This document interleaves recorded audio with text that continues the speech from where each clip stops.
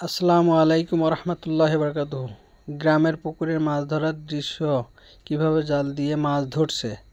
যারা আমার পেজটিতে লাইক এবং ফলো দেন নাই, ফলো এবং লাইক দিয়ে আমার সাথে থাকুন। ছোট বড় বিভিন্ন ধরনের মাছ, ভেজাল মুক্ত। গ্রামীণ ভাষায় মাছগুলোকে বলা হয়